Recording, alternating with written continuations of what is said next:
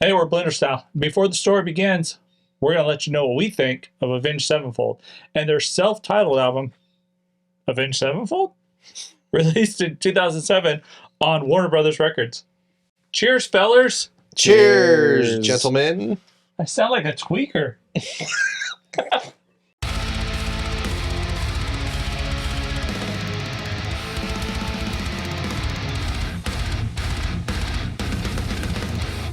So I remember this album because me and my brother used to work at Oxy L Kills, and we would drive around, and the Almost Easy song would come on the radio constantly.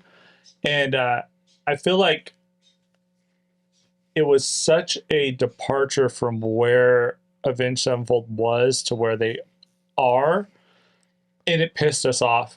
And I hated it, and that was the worst song I'd ever heard in my life. And they played the shit out of it. Were you an Avenged Sevenfold fan before that? I was not. So I remember I remember when we lived on Philippine Street, and my brother Curtis was really into like trying to show me up for bands that he had discovered. Oh yeah, I love that about the competitive nature of band discovery that we do. He introduced me to a band, Avenged Sevenfold, and I think it was during their first album, not Waking the Fallen, but the one before it. I don't, off the top of my head, I can't think of the name of it. But he was like, "Oh yeah, this band's great," and I was like, "They suck. They're horrible. The recording quality on that was crap." So I never paid attention to it. And then Waking the Fallen came out, and I kind of got into it. I didn't super get into it. And then around the time that like we were doing all that band stuff with Erase, Atreyu, The Curse, and City of Evil was like really big at the time. And I really got into City of Evil.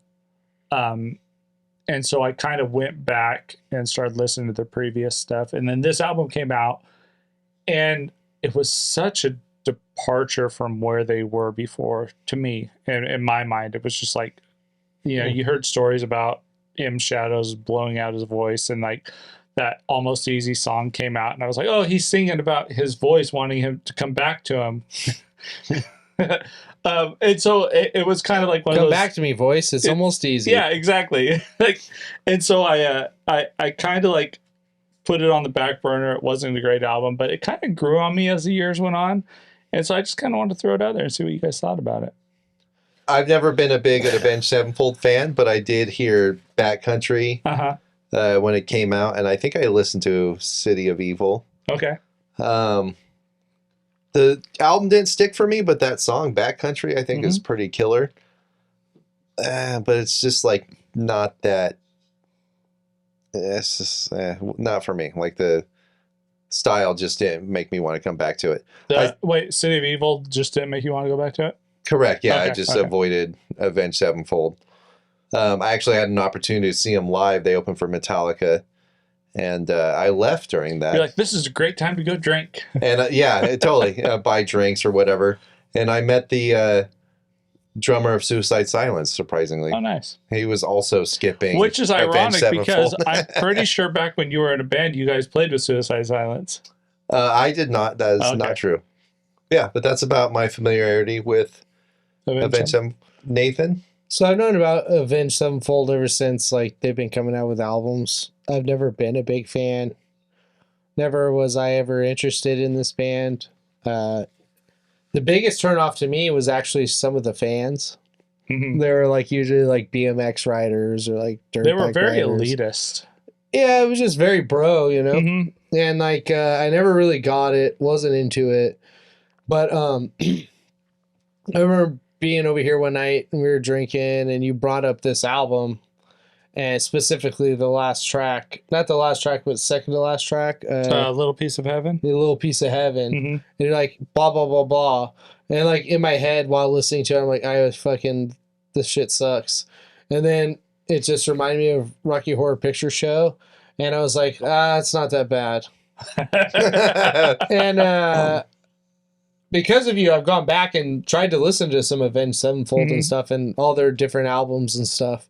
And this is the one that I've listened to fully. Okay. And I've listened to every song off this album.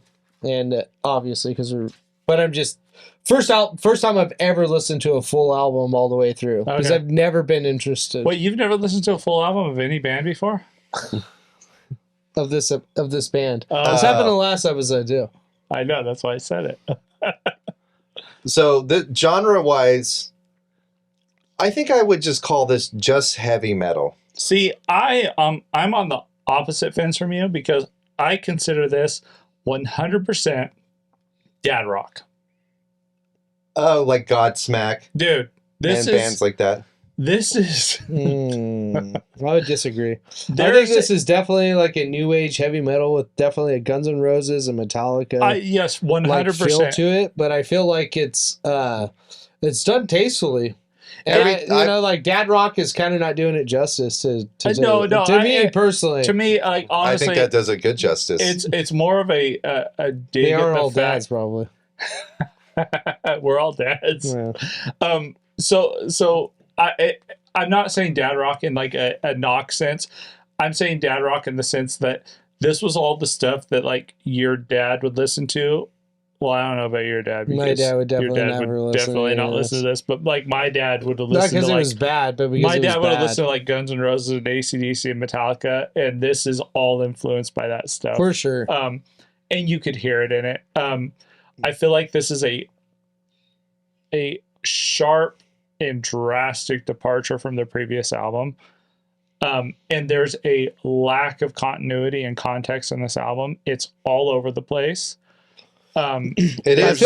feel like it's all over the place, but I also feel like they have a formula. They have a formula. They came out with a formula with this album. Like This is every an song album has of like a singles. pre-bridge, like chorus. Oh, for sure. But to yeah. me, Pre-chorus. It's like these songs, even though they have riffage and everything, are written like pop songs. oh, for Like, sure. these And are- and this that's is what definitely pop music. Yeah. This- and this this- is like one of the turnoffs, right? this album to me was a mix of ideas that were put together, and there's no flow from song to song.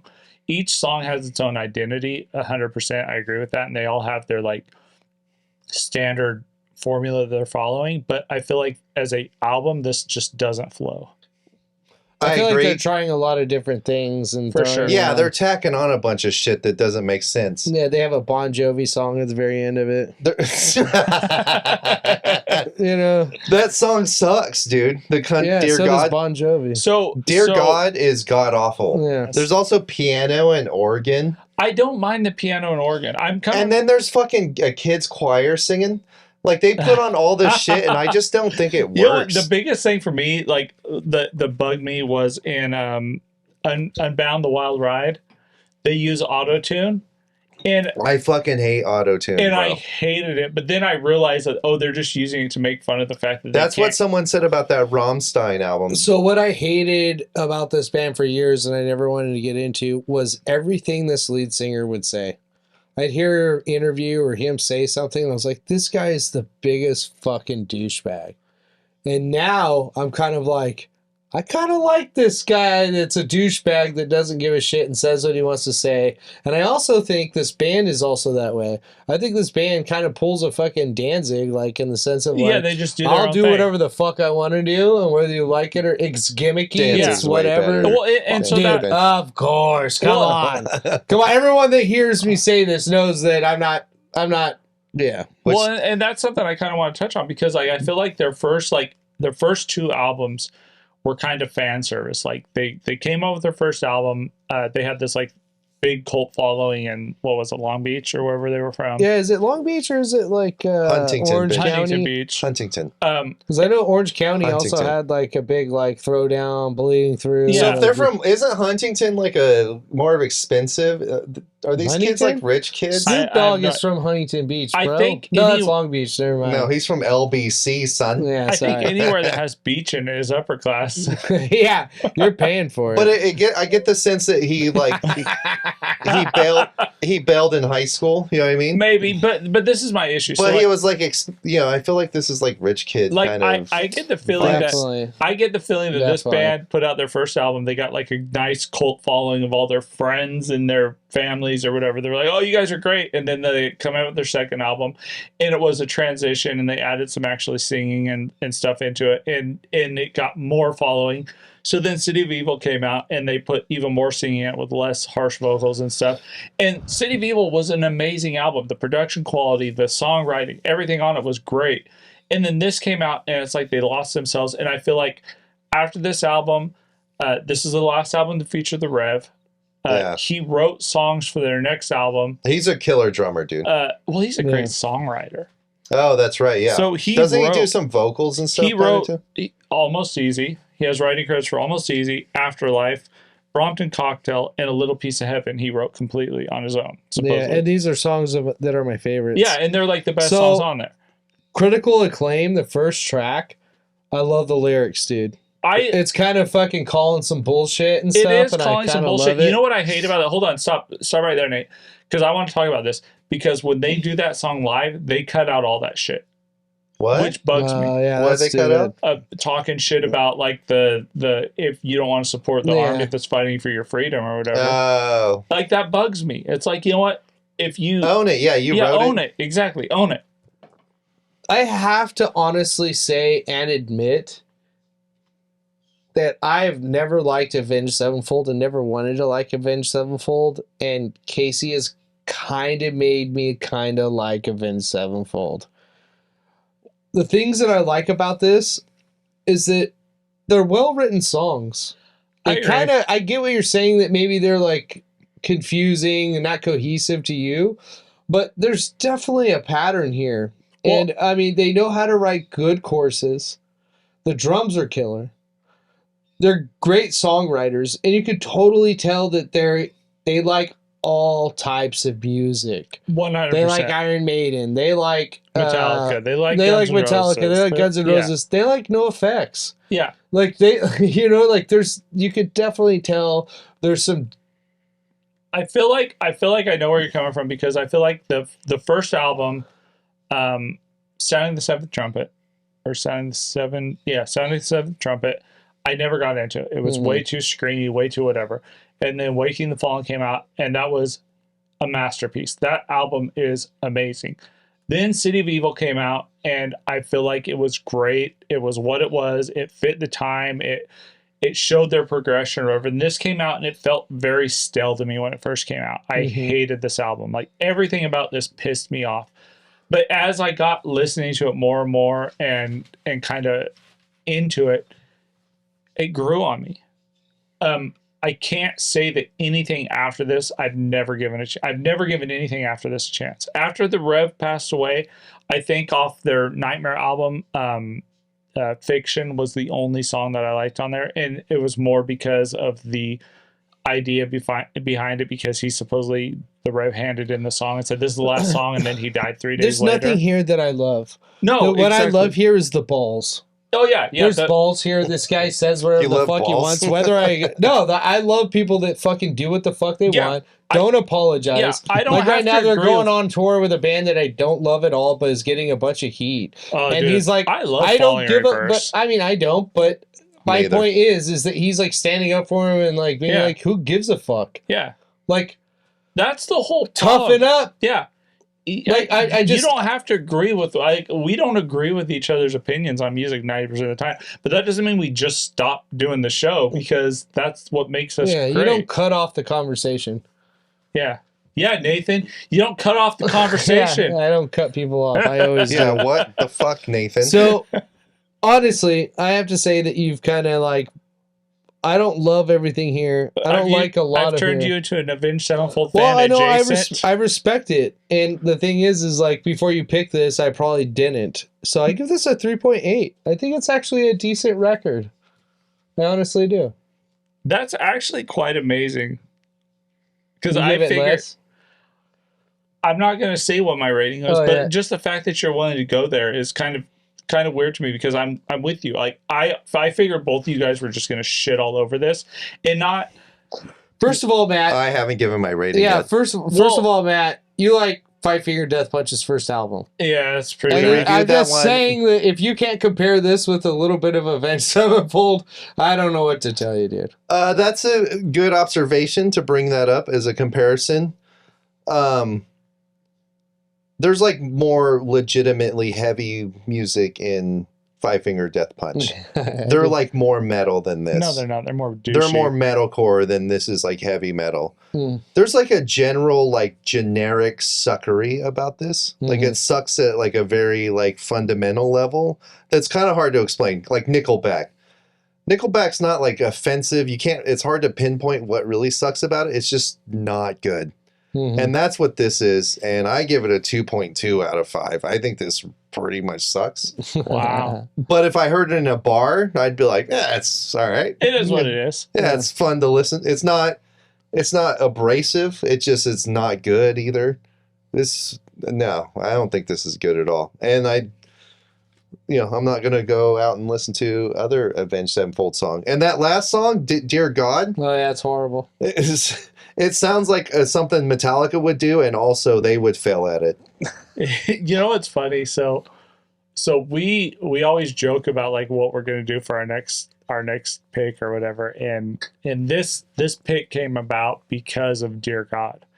Because I think Nathan had said something jokingly about my next pick's gonna be country, and I was like, well, if you're gonna go country, I'm gonna go as country adjacent as I can, and that was the only song. And you I could said think "Dear of. God," I believe you, or something like that. You're like, "Dear God," that's I'm like gonna the closest to country that I've ever. Like, I don't do country. That's why you don't like country, because that's bad, dude. It's horrible. I think my thing is that I just hated this band so. That's why I probably rated it even as high as I did.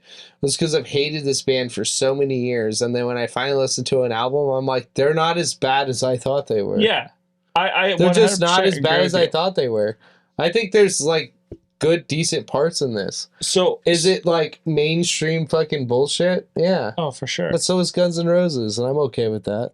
Well, but Guns N' Roses was Guns N' mainstream Roses is because way better because than this band. mainstream Of grew course into they Guns are. N' Roses. I'm just saying that, you know what I mean? Like mainstream grew around Guns N' Roses. Guns N' Roses wasn't mainstream when they came out.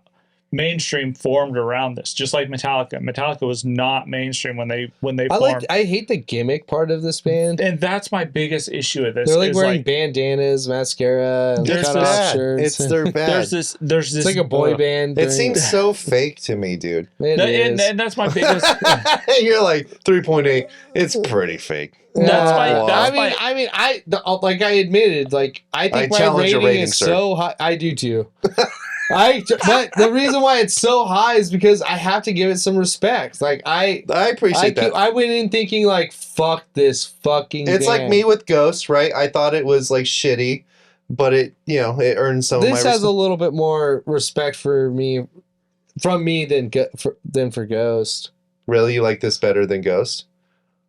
That first Ghost Yes, album? I like this better than Ghost. This is think I weird like that we're I talking think about. I mean, like Ghost is just very like, dude. I'm sorry, guys. I'm sorry. It's the most boring shit ever. It's boring as fuck. Everyone's like, oh, it's supposed to be 70s. Yeah, well, guess what? 70s actually had better music. True, that's true. So I think my issue with this album, and kind of coming from where Nathan's at, it's like I feel like there's a 5-piece of musicians in this band that all have different musical backgrounds, and the fact that they're able to combine them all is cool. But I feel like the odd man out on this is the lead singer. Yeah, dude. He's the weakest I feel like link. he was a football player that they were like, oh, if we get the football player, the quarterback, to be in our band, all the girls are going to like us. And everybody in this band was like, let's just get him in. I feel like everyone in this band was a quarterback. But coming from where Nathan's at, I feel like had this been the only album that I gave a chance to, it probably would have been about where you're at. But being as I'm a bigger fan of their earlier stuff than this, I gave this a 3.1. It's a decent album, and I agree with Nathan. I feel like the ability to go out there. I definitely overrated this fucking album. No, I don't think you. I don't think you agree. overrated. No, it, I Nathan. did. I feel like you're not overrated. I think you just didn't give their earlier stuff a chance before this. Well, I don't care, yeah, but like that's. But you didn't care about this either, and you said the same thing. Why'd you pick this one? Because this was the most polarizing to me. And this is where Avenged Sevenfold lost their way. Didn't know where they wanted to go. I feel like the death of the Rev set them on the trajectory of like, let's just go as mainstream as we fucking can and make up stupid stories like, oh, we tripped a shit ton on mushrooms. That's why we wrote the new album. This is not it's not that Monster great. Magnet. Come on. Yeah. So we're Blenderstyle, and that was the facts and how you should feel about the self-titled album from Avenged Sevenfold. Take it easy, and don't try to rate anything better than this because this wasn't that great. Unless you're Nathan. Like and subscribe. We'll see you next week. The ingredients for a Brompton cocktail are morphine, cocaine, alcohol, chloroform, water, and flavoring. Good night.